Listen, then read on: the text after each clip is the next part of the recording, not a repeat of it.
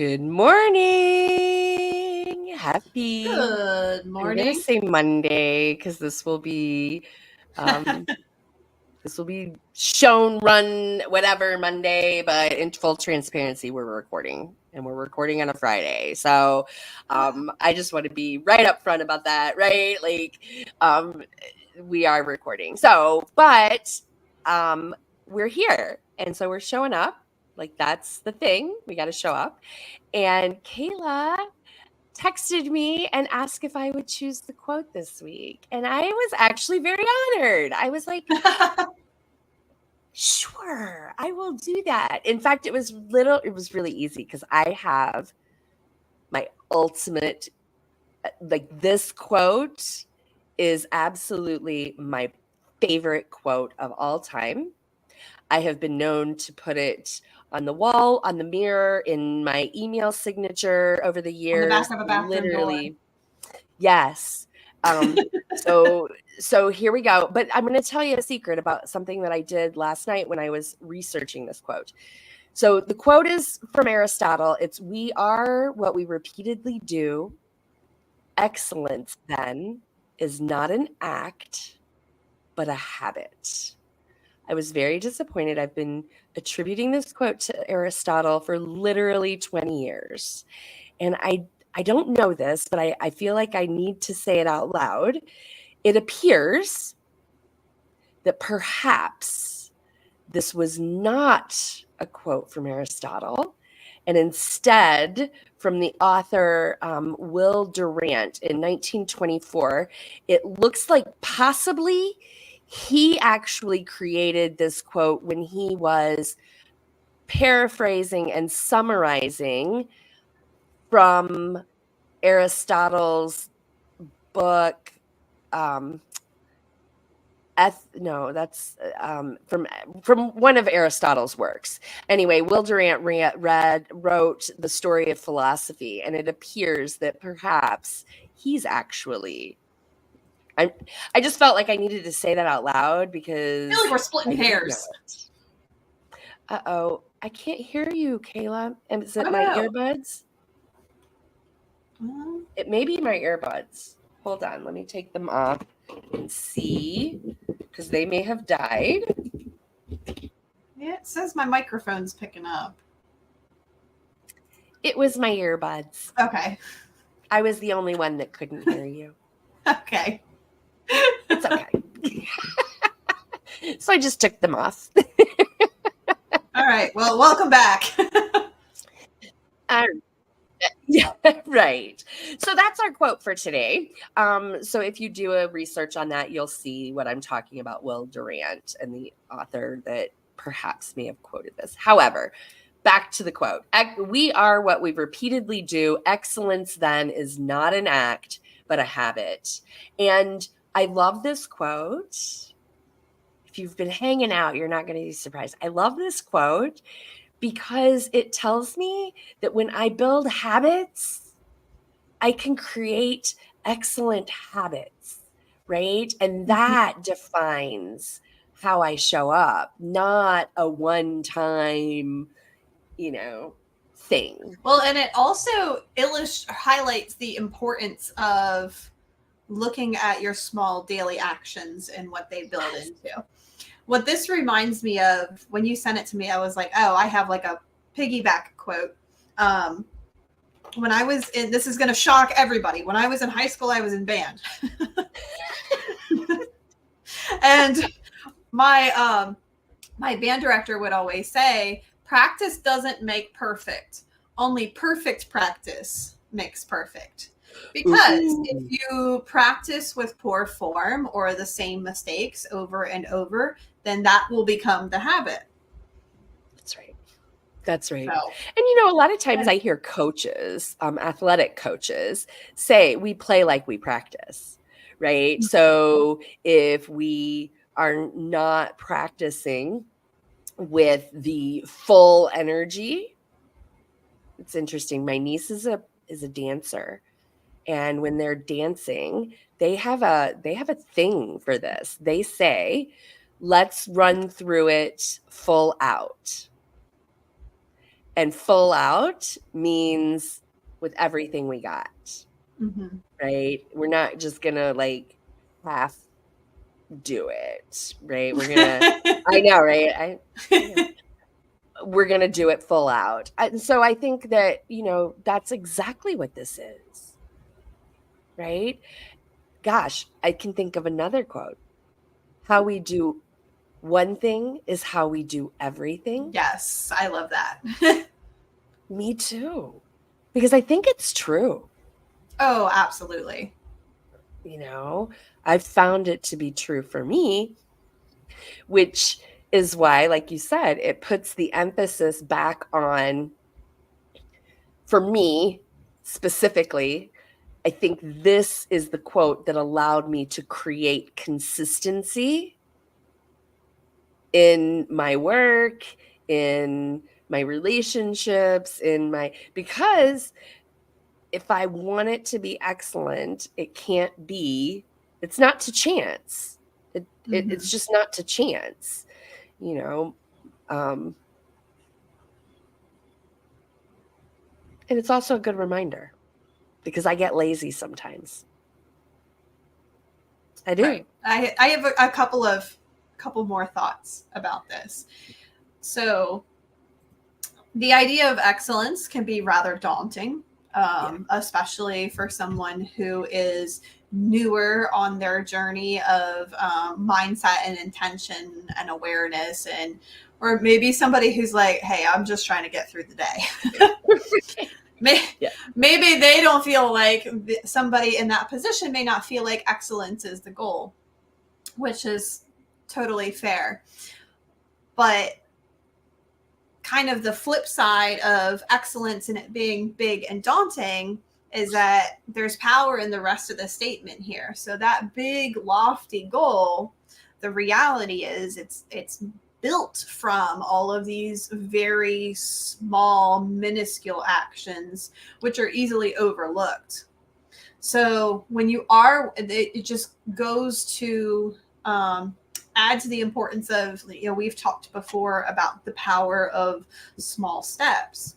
Yeah. And so when you are, trying to change the direction, and maybe excellence isn't the goal right now, but that's the direction you're headed, there is such power in small steps and in the way you do things, and challenging that idea of maybe what you have been doing is a little bit more mediocre, on the mediocre side, and taking a step up to do everything to your fullest ability in all the little ways, and see how that starts to snowball. It's crazy how it starts to snowball. Yeah. I mean, it really is, right? Because here's the truth. The majority of people show up mediocre. It's not a judgment. It's just look around the world, pay attention to what's happening around you, and you'll see what I'm saying. So when we pay that attention to those details and we go full out in those little ways, I'm here to say people notice. Right. The world notices. They do. But I'll take that a step back. Even before people notice, it just feels good. It just feels good. Like it's hard at first, especially if this is a shift. I say that with empathy, but not with really a lot of experience. I was raised in a very strict household. Both of my parents were in the military. And my mom was raised by first generation Americans from Germany. So they were also very strict. So I just grew up with a lot of structure. Right. And it was pretty much browbeat into me that anything worth doing is worth doing right. Yeah. And that is one thing I do appreciate about my upbringing, is that has become a core philosophy for me. I mean, even to the point I've had crappy, I've had a minimum wage job, only one, but I've had a minimum wage job. I've waited tables on and off a few times. And a lot of those kind of jobs, people tend to have a mentality of, oh, well, this is a bottom of the barrel job. Like, I'm not going to try.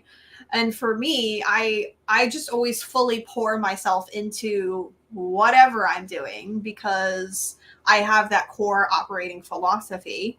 But then that's what it was at first. But then as an adult, and once I started having more awareness of mindset and, you know, reflecting how I move through life and interact with people, I just came to realize that the couple of times where I told myself, it doesn't matter, let's take the shortcut, I didn't like the way it felt. Right. And even when I don't feel like doing the thing to the fullest capacity, I do. And then afterwards, I'm like, I'm glad that I did it that way. Even if I know, like, if it's for someone else and I know the roles reversed, they would never do it for me that way. That's okay. That's on them, though, not on me. And the way that I show up is a reflection of me and myself. And you know what? I sleep really good at night. Right? Right? When my baby doesn't wake me up, anyway. Right. When it's right. You know, I think that's really important, Kayla. What you just shared is this sense of self. And like you said, the importance. I love it's like an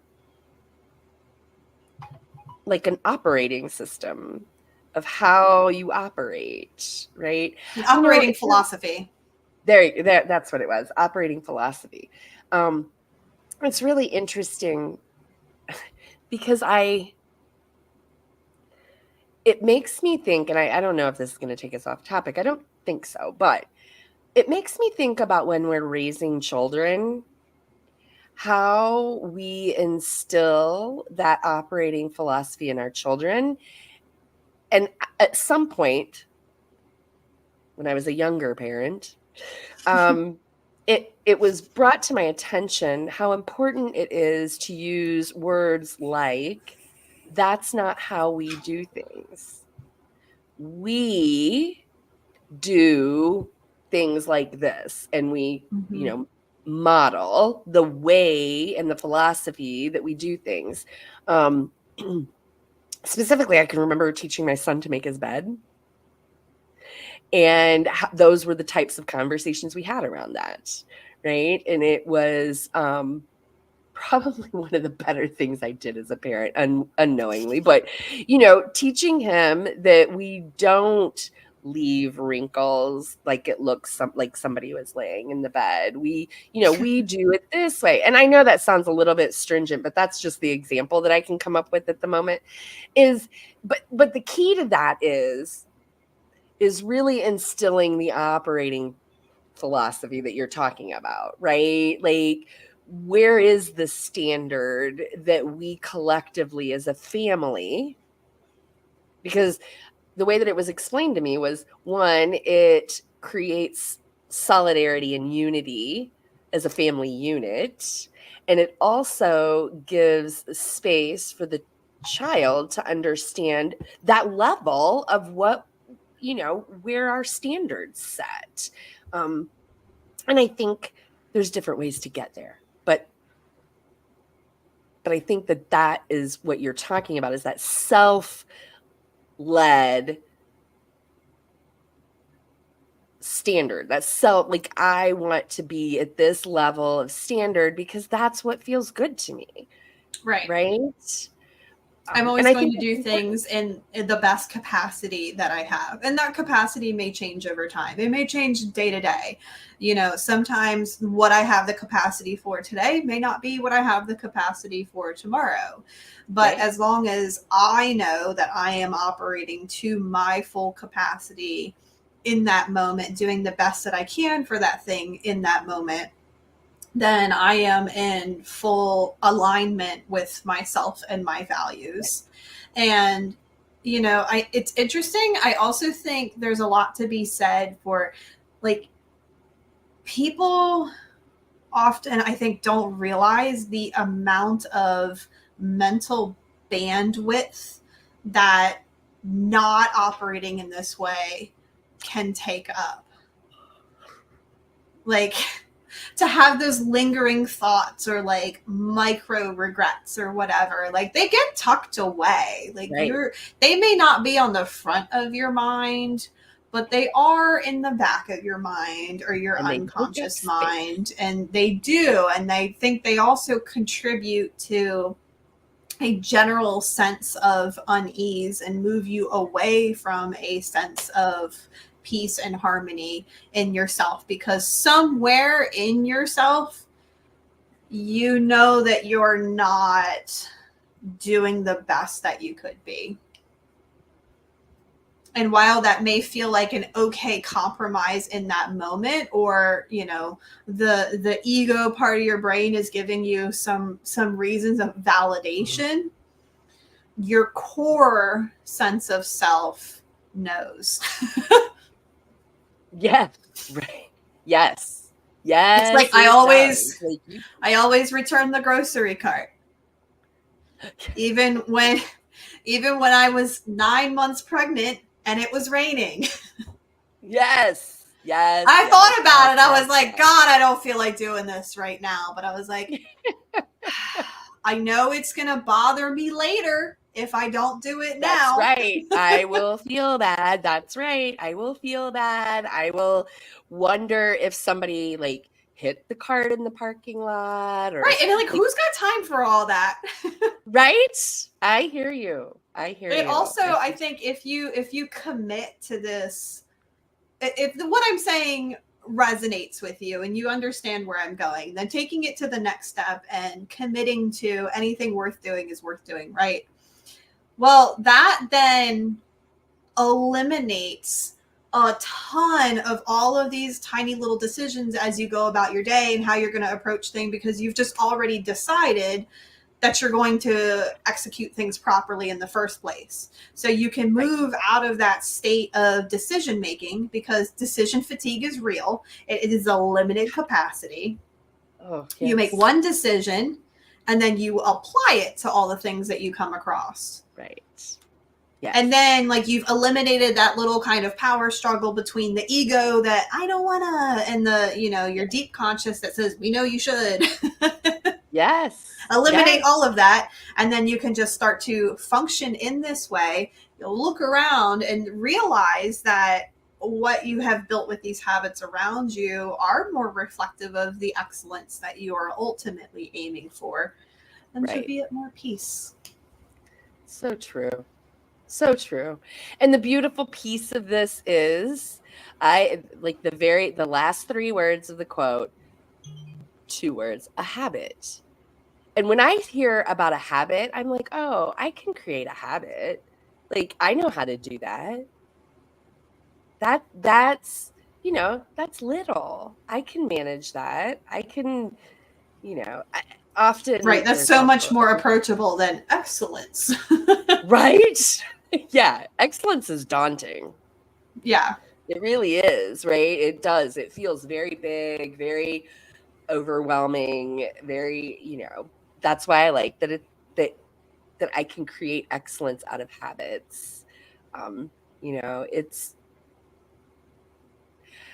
for me, Kayla, in full transparency, like the one place, I apply this lots of places, but the one place in my life that it is almost comical how this quote shows up is in my calendar. And I hear, like, I have really kind of created some very small habits around time management that, quite frankly, I don't know that I would use excellence to describe that. But I often advise folks to listen to what other people say about them, right? And so taking my own advice, that's one thing that I hear a lot, is that I've created some excellence in my time management. And it's really interesting because it started with this quote. Like, what is one thing that I can do and create this one little habit that will work for me? And, adding to it, and over time, it's become kind of a running joke amongst me, my friends, about the way that I manage time. And it really does come back to this quote. It happens because of this, because it's just one little habit that I've been able to implement and create for myself that feels good, right? Like literally feels good. It feels good to be able to get up each day and know that I'm showing up where I need to be, when I need to be there, reliably and with dependability. And this is the intuitive feel, because Yes. often that ego feel, it's not wanting to do those things. Right. And that is very true. That is very true. And it is the intuitive feel. It just intuitively, it feels good inside, to speak to what you were saying. So I love this. And I think it's good news for folks, or I hope that it's good news for folks that kind of shy away from this word of excellence, or I don't want to say perfection, because it's not perfection. It's really about just showing up above mediocre, right? Whatever that is. And it, again, so subjective and personal. Like, I don't know what that is for you. Right. And nobody can tell you what it is for you, because everybody has different abilities and capacities. But the key to this is you can't really lie to yourself. You can try, but say that one again. What was that? Because I try that a lot. It never works. You can't really lie to yourself. You can try, that ego will try, and maybe, I'm sure, I know we've all been guilty of taking that bait, but right, you feel it. Yeah, it disrupts your peace. It does. Take space in your brain. That's valuable real estate, right? Somebody used to ask me, are you letting something live rent-free in your brain? Yes, and that, I say that really all the time. Like, stuck with me. I'm like, man, I gotta evict some of this stuff. So anyway, so we are what we repeatedly do. Excellence then is not an act, but a habit. And attribute it to Aristotle or Will Durant or whomever. I will give credit where I find it with somebody else. Yeah, right. I also like the first sentence, right? We are what we repeatedly do. And I think I like this sentence because it reminds me that just because I think or feel a certain way, if I'm not acting and my behavior doesn't reflect that, then am I really what I think I am? So I say all that to say, right? I need to pay attention to my behavior and my actions, because I am what I repeatedly do. So if my actions are repeatedly not in alignment with who I think I am and who I want to be, I need to be aware of that. And that's a reminder that personally, that can be a challenging one too. It can. And I speak to that from the perspective of having lived a certain portion of my life thinking I needed to be and do things that were not in alignment with who I authentically am. And I think that's a lot of us. I think that I don't think that's abnormal. So if you're out there and you think that that's you, like, I think there's a whole club. Right. I don't think that, I don't think that's out of the ordinary. I think that most of us at some point in our life hit that place where we're like, wait a minute, am I like, is this really, And it can be eat simple things, right? For me, most recently, Kayla and I were just having this conversation. For me, most recently, it was my eating habits. Truthfully, right? What I found was that my eating habits did not reflect the way that I felt inside or the person that I wanted to be or thought I was, right? Intuitively, they didn't match. And, so I needed to do some work on that. It was easy for me And to now, fall how do into. you feel? Oh, I feel great. We were talking about that too. Like how much better I feel, how much better I sleep. I sleep so much better. Like it's kind of all of the things that they tell you about food and what it does to your body, it's true. How about that? Who knew, right? Wild. I know, right? So, anyway, it's not like I didn't know that was true. It's just that I had to get real with myself about my actions and knowing that I am what I do. I am what I repeatedly do. So, if I repeatedly put junk in my body, I am creating a junky body. And Right? getting really real about what you're repeatedly doing. Yes. Especially on the topic of food, I think a lot of us kind of fall into this trap. We're like, oh, well, it's just this one thing. It's just this one thing. Not really taking account that, sure, it's just this one thing at every meal.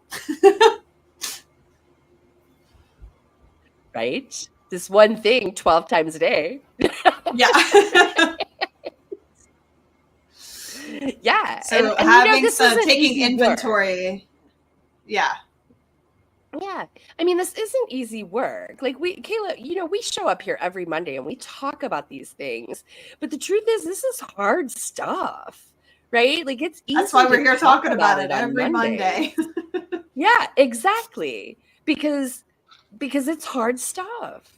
Like, in theory, it sounds good, but are we actually taking these things and, you know, implementing them and embracing them and really thinking about the impact that it has on our day-to-day life?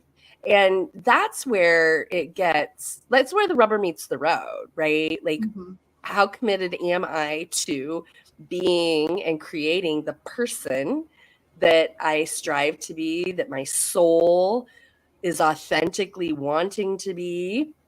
And like I said, the good news is that we can do little things.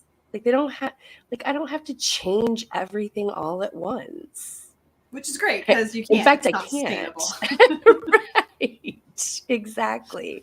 It's not sustainable. And it's not, in fact, it's more, for me, I think that historically it's done more damage because every time I try to 100%. change and I can't, it reiterates that mentality, that little lie in my brain that says I can't do better. See, you can't, so why'd you even try? Yes, exactly. Exactly. You're no good at that. Why even try? Just stop. Yeah, I And that's so spent self-defeating. years not understanding the value of like implementing the smallest change and taking the smallest step at a time. Because I mean, we're talking so small that your immediate reaction is, well, that's too small to even make a difference. Then you've got an action that's the right size. That's right. Because I agree. You're right. That one action by itself is too small to make a difference. But has anybody seen the movie Bug's Life? Yes. I think I watched it because you mentioned it in a video before. I think. I think I have. But for anybody who's so. unfamiliar, it's a video that came out like in the late 90s. So right when I was a kid. And it's this idea, there's this ant colony and they like give the grasshoppers food so that the grasshoppers don't kill them. Like, I think that's the arrangement. Wow. And for whatever reason, like, they don't have the food to give the grasshoppers, and the grasshoppers give them a second chance or they're going to come back and wipe out the colony. And there's one ant who's like, guys, we don't need to be serving these grasshoppers. Like, there's a few of them, there's so many of us, and we can stand up against them. And all the ants are like, yeah, right, we're ants. We're too small to make a difference. And the grasshopper realizes, and he's telling all the grasshoppers, look, we have to hold strong and stamp this out. And all the grasshoppers are saying the same thing, but it's just one ant. But that ant talks to that ant, who talks to that ant. And yes, in the end of the movie, all of the ants band together and the grasshoppers don't stand a chance. Because it's not just the one small insignificant thing. It is the compilation and the snowball effect of all of these small, seemingly insignificant things, and really how significant they become. Right? And that is life. I love. Is that a Pixar or Disney movie? Yeah. Of course. I think they're really good at breaking life lessons into really palatable stories, and and of course, that is exactly what we're talking about here today. You know, building that from those small building blocks. So I'm gonna ask that our call to action is to share in the comments one thing. I know we've done this before. One thing we're gonna, one thing that will put us on a path that maybe we've been trying to do for a long time, but let's back out of the big picture and just, what's the one thing? I'm going to commit today, and I've done this before, and I love to do this as well. I love to say these things out loud because then y'all can ask me about it, and it gives me that. I told Kayla earlier today, I'm a little bit competitive, and so if I say out loud that this is what I'm going to do, and then you come ask me about it, I want to be able to tell you that I'm doing it. So I'm going to do some more invitations to some of the workshops that I'm holding. That's been working really well. And I just need a reinforcement, like, don't stop doing that thing that I've committed to. So I'm going to recommit that I'm going to invite not one a day, but 2 a day. Because 1 a day was my first goal. And I've been doing that consistently for the last few weeks. So we're going to bump it to 2. Right. See, so now you've been doing the 1 a day for so long that it no longer feels like a heavy lift. It's just become something you do. So adding on another 1 is the same level of discomfort that first one was, but now we're doubling output. And that's how these things snowball and add up in the power of small steps. That's right. That is right. So talk to us and tell us what you are doing this week. Kayla, I feel bad even asking you because I know you guys, we haven't talked about it, but Kayla's plate is more than full. And so, quite frankly, I think that, an appropriate goal is just to get through the week. Survive. Yeah, that's kind of where I'm at. Perfect. I just didn't want, you're really good about committing to things and doing that. So I just kind of wanted to make sure. I'm also pretty good at being aware of my limitations, and my cup runneth over. Yes, this week it does, for sure. All right. Well, wonderful. Thanks so much, Kayla. We will be back next Monday live on the 28th, I think it is. Looks like it'll be the 29th. 29th. So I appreciate your patience in watching the recording. I hope you guys have a great week. We will be back Monday on the 29th, and I'll be watching to see what's that one thing you're doing this week to move towards your goal, whatever that is. All right, guys, have a great time. Thank you. Bye-bye.